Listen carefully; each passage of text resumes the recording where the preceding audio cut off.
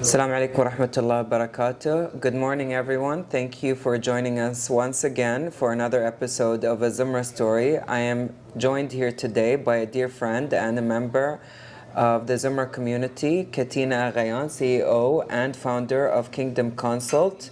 I am so excited for you all to learn about her startup, which focuses on sustainability and circular economy, areas in which I'm personally very passionate about. Without further ado, Katina, can you tell us more about yourself and Kingdom Consult? Good morning, Nasser, and thank you for hosting me on Zumra Stories. I'm very happy to be with you today. So my name is Katina Aghayan. I'm the CEO of Kingdom Consult. We are a niche boutique consultancy based in Qatar and in Greece, actually. And we are very specialized and highly focused on sustainability and circularity. Katina, I'm curious to know, how did the Kingdom Consult start? Can you tell us a little bit about you, your areas of interest, and your story? Well, I've been in the region for the past 20 years, actually. I've been working in the public sector, was government advisor. So, and then I had some chances to work with the private sector also. So I've been, but I had this dream always that really haunted me, is to create something that I want, and is create something that is really for me, with my own business model concept, with my own added value business. So this is how it started. For so many years I was thinking of creating KK. And then finally I decided a year ago to really establish my company, and I have chosen Doha to be based here in Qatar, because first, I mean, Qatar is like home for me now, so it's and it feels very right to really establish it here and create this hub. So this is how it started, KK. And if you can go back, like, so when you were, how long were you in the public sector working, and where did you get the spark to enter and, you know, really pivot to wanting to own your own startup? Because you know, I think the general consensus, sometimes people, the mindset and the culture is shifting. People are more aware about these issues, but we both remember a time when it was exceptionally hard, and maybe the needle is still moving and the wheels are still in motion. But would you say people are completely educated now about the kind of services you provide? What exactly is at the core of Kingdom Consult, and why did Katina see herself wanting to do this? Because this does contribute something really valuable to the economy, and sometimes people don't connect the two, do they? Yes, absolutely, Nasser. You are absolutely right. I mean, the move is very bold, and we are considered a little bit, when we talk about sustainability and circularity, we are a little bit early, but this is where the boldness come, and this is where the excitement, let me say, to do something different. And I believe after so many years of working in the private and public sector, I believe that today your business, if it doesn't have an added value to the community, it's a dying business. The commercial part is very good of it, but I mean, what are we giving back to the planet? What are we giving back to the community, to humanity, to our children? How we are in each and every sector in the industry, how we are really contributing and giving back to the planet Earth and to the humans, which we are always taking.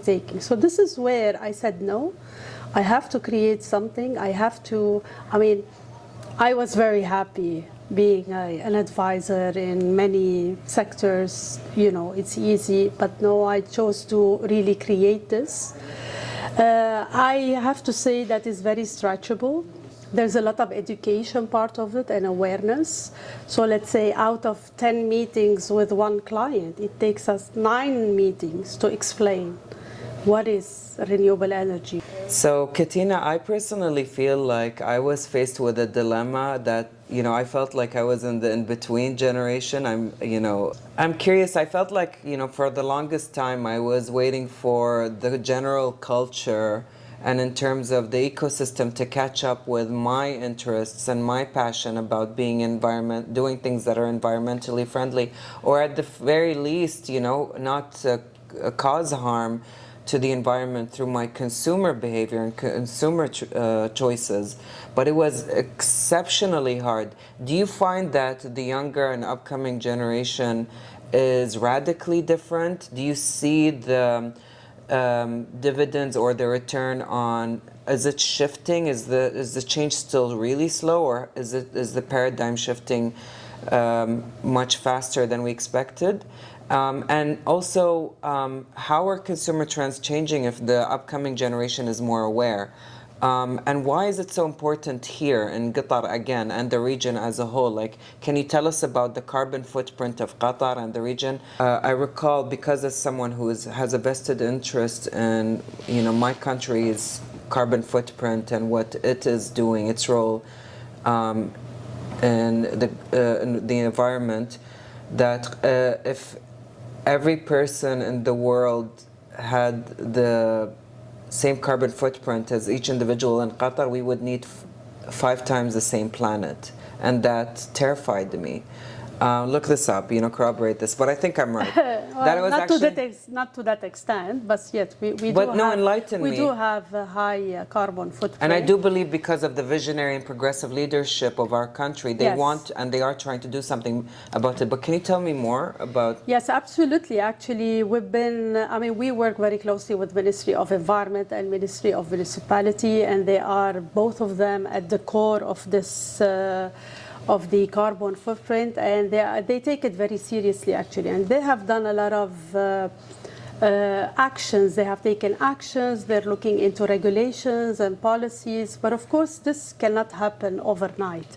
It's a sustainable growth, and it takes time, because this has to do about the culture and about the economy. But I can say that the vision is there, the mandate and the discipline is there. They are working very hard. Can you give us examples, like things? Examples like Ministry of Municipality, they have done a lot of policies and regulation. They're still working on it. They have created a segregation in Al Khor, a segregation facility for the waste in Al Khor. They are moving, like now they are encouraging people to take lands and build factories for recycling. The Ministry of Environment itself, they are pushing very hard to really, from an awareness perspective, to policies and procedures on the impact of the environment. But we have a lot of work to do. And Nasser, the government alone cannot do the job. It's a collective effort. So it's private sector, public sector, the government, the NGOs, the diplomatic sector, the youth and the education are very important. So it's a collective effort to create this wave of change. We alone, we cannot work and do any impact. We can, but we cannot do the significant impact. That's why we are very keen on collaborating with businessmen like Zumra Group. We are very keen to connect with the universities, with the school, with the diplomatic circle, which have a huge impact and lobby also, and with the government, of course. So we work with each and every entity that has an impact on the economy or on the country, so we can create this whole collective effect. One of the things we have created, talking about youth, is that we created something called the Next Gen Leadership Sustainability Program. And this is an internship program that we created specially for the Gen Z. And let me tell you, we've been working with the Gen Z for the past 1 year. They're wild, let me tell you. They're wild. They're creative, they're uncontrollable. And they have a strong sense of justice. They are smarter than us, yes. And this is where we are planting the seed. We are planting the seed with those with this generation, because they are going to take over the next leadership.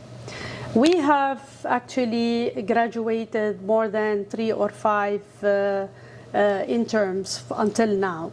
Some of them are in oil and gas, some of them are in marketing, and I'm sure that each and one of them, they have hold this, we call it bagage, so they have hold this conscience on sustainability. They really experienced with us how recycling and how carbon emission reduction can really make your life easy, your business more successful and more profitable, and it can make everyone really healthy. Everyone, it's a wellness also. So this is something that we have tackled on day to day. I mean, we definitely come as a generation, millennium or before, we are way too framed. The Gen Z are very bright. There's a sense of urgency. There's a sense of urgency. They are way accelerated than us. So they developed much faster, I think. Developed much faster. Their concerns are different from our concern. Because it impacts them more, I think. They see that the consequences of our actions that maybe we might have been complacent about, I think they stand to experience the consequences of our actions. So it's almost like the analogy of a circular economy. Nothing happens in a vacuum. Katina, can you tell us, are there different types of recycling, and what are they? Well, today we have, after so many years of experiences, we can recycle almost everything. And the difference between reusing and recycling is also can be beneficiary for everyone. Like your bottle of glass, you don't have to recycle it. You can reuse it and reuse it and reuse it. But for the plastic bottle, you can definitely recycle it. You can you can reduce your consumption of plastic. You can also give the bottle of plastic that you drink. It's 3 types of plastic. Few years back, we were not able to recycle it all because the cup is different, the layout is different, the bottle is different. But today, we have many factories that are recycling the whole bottle, and they can make another product out of it, like irrigation tubes or like another product. So this is where you need to really combine those cultures and behaviors. And recycle today has been very advanced. Today we can recycle rubbers, we can recycle concrete, we can recycle the textile. Anything you touch, you can recycle it, actually. If Katina today goes back in time and time travels to Katina when she first started, what advice would she tell her, and what would she tell her in general? Well, I have to say I'm very grateful for what I have passed since my childhood until now. I would not change many things, or I would not change, I mean, I don't want to sound a cliche, but I mean, I love each and every time that I have spent in a very different experience. But I would have definitely started KK way long back ago. And from that point of view, what advice would you give for people watching who are inspired by your story and want to start? Start now and ignore the fear. Ignore the fear. Start now and jump. Do not hesitate. Because then you'll soar, you fly. Yes, yes. If you believe, because the main success business is believe. Believe you can get there, and you will get there. Thank you so much for your time. Thank you so much Katina. for you, Nasser. Amazing. Thank you for hosting us in your beautiful office. We're not plugging Surfco, but it's amazing. Yeah, you have this wonderful They're one view. of our best partners, Surfport, and we love them also. So. And hopefully you can find. Where can people find you? Actually, we are based in Tornado Tower in Qatar. with SurfCore offices. And social media? Social media is all on Kingdom Konsult. They can look at us. And actually, if they happen to be in Greece, we are in Athens, on the Athens Riviera. So our offices are there also. They can join us there too. Yeah, so Katina is actually of Greek origin, Greek Armenian. Yeah. And any last words you would like to say to the viewers? No, thank you very much for you, Nasser. I'm very proud of what you are doing, and I'm very proud to be a member of this group that is very distinguished, Zumra. And keep up the good job. We're very proud to have you. Likewise, truly. I mean that sincerely. And I'm looking forward onwards and upwards and on to bigger and better things. Thank you for joining us on another episode of A Zumra Story. Please leave us your likes and comments and subscribe below. Thank you very much for watching us. Until we meet again, this is Nasser Al Naama, founder and CEO of Zumra. Thank you. Thank you.